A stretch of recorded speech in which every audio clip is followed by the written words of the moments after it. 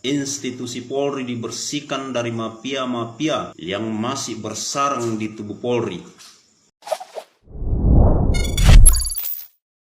Nasib polisi Aibda Aksan yang sebut institusi Polri banyak praktek korupsi.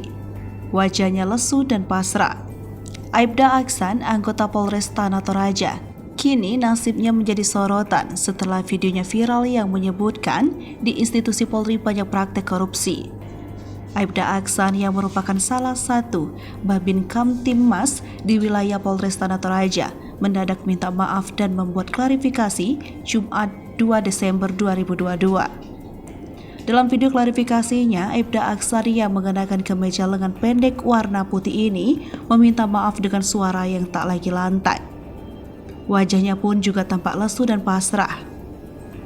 Poin klarifikasi dan permintaan maaf Aibda Aksan yakni pertama, video tersebut ditujukan kepada kedua koleganya untuk dikoreksi, namun entah kenapa video tersebut tersebar di media sosial.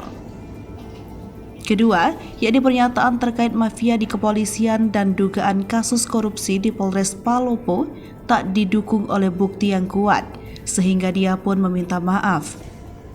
Sebelumnya, video Aibda Aksan curhat mengaku dimutasi usai membongkar kasus dugaan korupsi di Polres Palopo.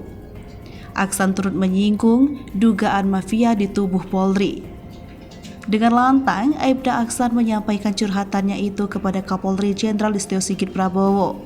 Dalam video berdurasi 2 menit 50 detik itu, Babin Kamtibmas Polsek Bonggakaradeng mengaku dimutasi karena membongkar perbuatan Kapolres Palopo saat itu. AKBP Alfian Nurnasya itu korupsi kendaraan dinas Polres Palopo, BBM, dan lain sebagainya.